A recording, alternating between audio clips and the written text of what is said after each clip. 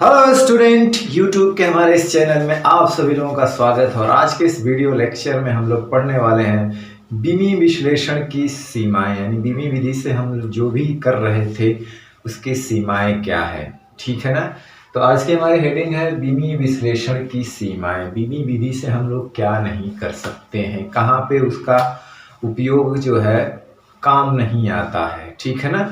तो आज का हमारा टॉपिक है बीमी विश्लेषण की सीमाएं। ठीक है, बीमी विश्लेषण की सीमाएं।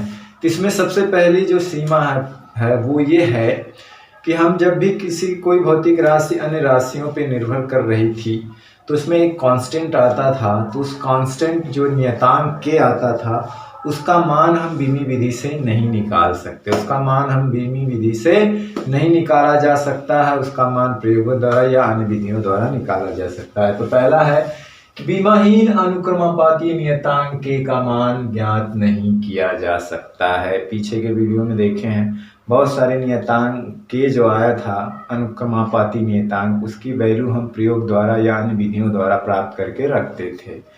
ठीक है ना। दूसरा क्या है, इसमें सीमाएं क्या है कि जोड़ने घटाने संबंधी पदों वाले सूत्रों की स्थापना भी नहीं की जा सकती है। जैसे कल के वीडियो में हमने जो सूत्रों की स्थापना किया था कि कोई भी भौतिक राशि अन्य राशियों पर अगर निर्भर करती है तो इन राशियों के बीच एक सूत्र स्थापना की जा सकती थी, वो भी बीमी विधि से। लेकिन अगर वही जोड़ने घटाने वाली है, जैसे एग्जाम्पल के तौर पे अगर हम गति का समीकरण लें vu प्लस ए टी या यस बराबर U T plus half A T square, इस तरह के समीकरण को जो कि जिनके बीच प्लस माइनस का जोड़ है, योग है, कहीं प्लस लगा है, यहाँ माइनस भी हो सकता है, यहाँ भी माइनस हो सकता है। इस तरह के समीकरणों का या इस तरह से सूत्रों का हम निगमन यानी इनके बीच संबंध जो है हम बीमी विधि से नहीं कर सकते। ठीक है ना, नहीं किया जा सकता। ठीक। तीसरी सीमा यह है कि 3 से अधिक राशियों पे निर्भर सूत्र भी नहीं निकाला जा सकता। अगर कोई भौतिक राशि 3 राशियों पर निर्भर करती है तो उनके बीच हम संबंध स्थापित कर सकते हैं बीमी विधि द्वारा। लेकिन अगर वही भौतिक राशि 3 से अधिक राशियों पे निर्भर कर रही है तो उस सूत्र का स्थापना हम बीमी विधि से नहीं कर सकते। उस सूत्र की स्थापना हम बीमी विधि से नहीं कर सकते। लेकिन एक चीज है, दोनों में एक चीज है, परंतु बीमी विधि से सत्यता की जांच की जा सकती है। हमने इसको सत्यता की जांच करके बताया था ना।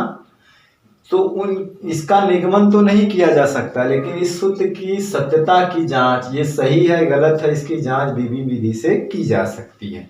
वही हाल इसमें भी है कि 3 से अधिक राशियों पे निर्भर सूत्र भी नहीं निकाला जा सकता है बीमी विधि से, परंतु बीमी विधि से सूत्र के सत्यता की जांच की जा सकती है। यानी ये पता लगाया जा सकता है कि ये सूत्र सही है या गलत है। नंबर 4 क्या है? नंबर 4 है अभी त्रिकोणमिति, चरघातांकी, लघुगणक पदों वाले संबंध भी स्थापित नहीं किए जा सकते हैं। कोई त्रिकोणमिति वाला पद हो, कोई चरघातांकी वाला पद हो, कोई त्रिकोणमिति फलन हो, ऐसे सूत्र भी हम बीमी विधि से स्थापित नहीं कर सकते। लेकिन बीमीय सत्यता की जांच की जा सकती है, परंतु हम बीमी विधि से उस सूत्र की जांच की जा सकती है। यानी दोनों ओर के प्रत्येक पदों की बीमाएं समान करके हम उसके सूत्र की जांच कर सकते हैं। ठीक है ना।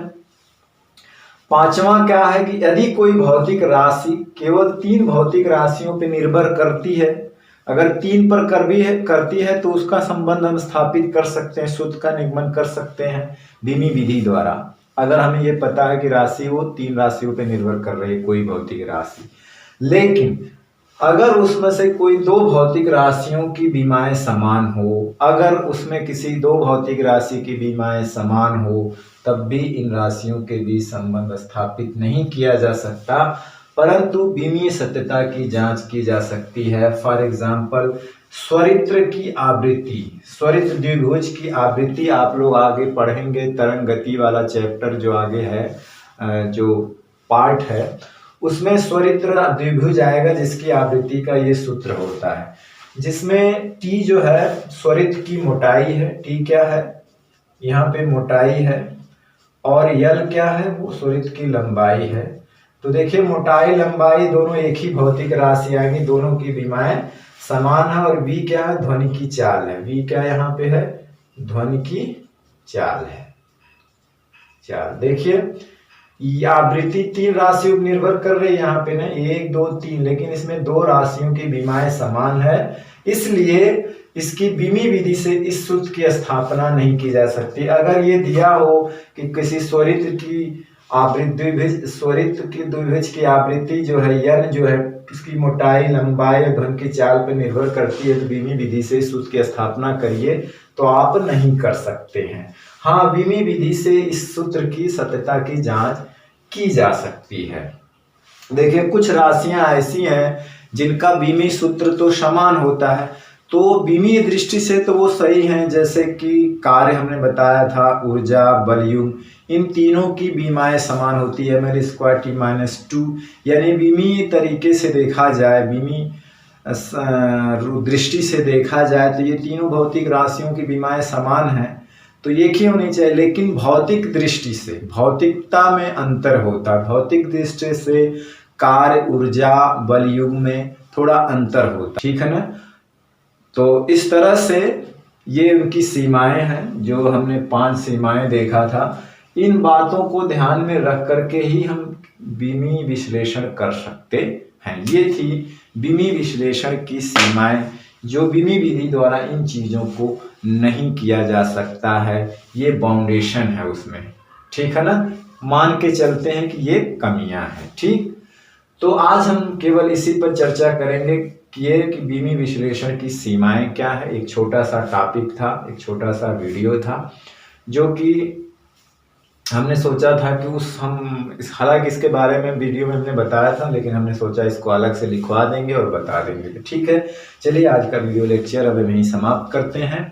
नेक्स्ट वीडियो लेक्चर में एक नेक्स्ट इंपॉर्टेंट टॉपिक के साथ फिर आपसे मिलते हैं। तब तक पढ़ाई करते रहें, पढ़ते रहें। All the very best. Thank you very much.